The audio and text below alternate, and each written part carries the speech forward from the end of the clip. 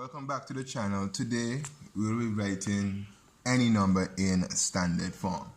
Now standard form is a neat way of writing very large or very small numbers in base 10. So let's get right into it.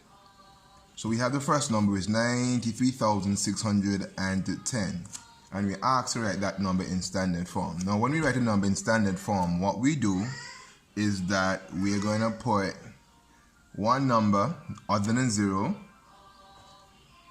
and then we're going to multiply it by 10 to the nth power. Now what do I mean by that?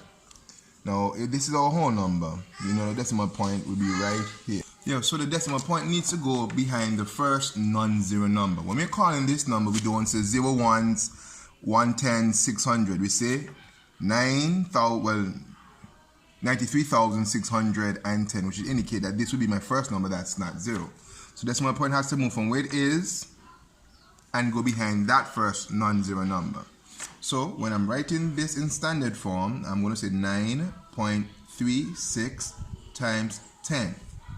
Now, how do I know what power goes here? I look and I count how many spaces the decimal point had to move to get behind that first number that's not 0. So in this case, the decimal point had to move 1, 2, 3, 4.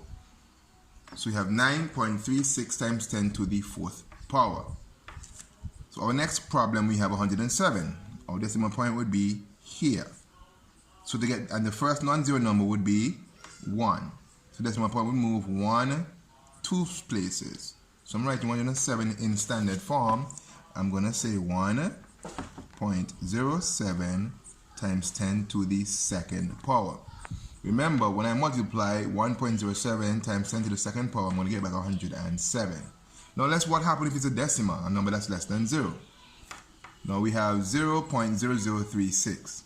Now decimal point cannot go to the left because that would make no sense because we're looking for the first number that's not 0.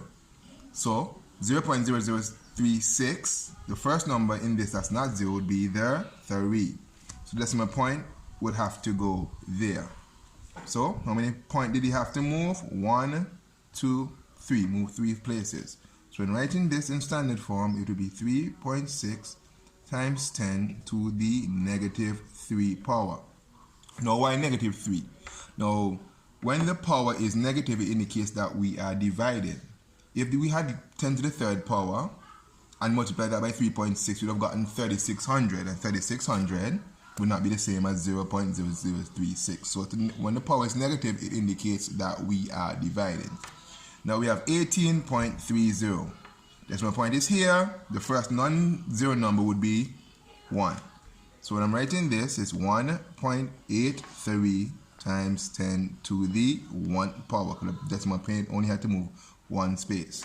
This last one is a trick one. We have 1.986. Now the decimal point is already behind the first non-zero number. So when I'm writing this in standard form, I'm just going to say 1.98 times 10 to the 0 power. 10 to the 0 power means 1. So in recap, when I'm writing a whole number in standard form, the decimal point moves from the right, it goes to the left, and the power of 10 is positive. When we're writing a decimal, the decimal point moves from the left, goes to the right, and the power of 10 is negative. Thank you for watching this video.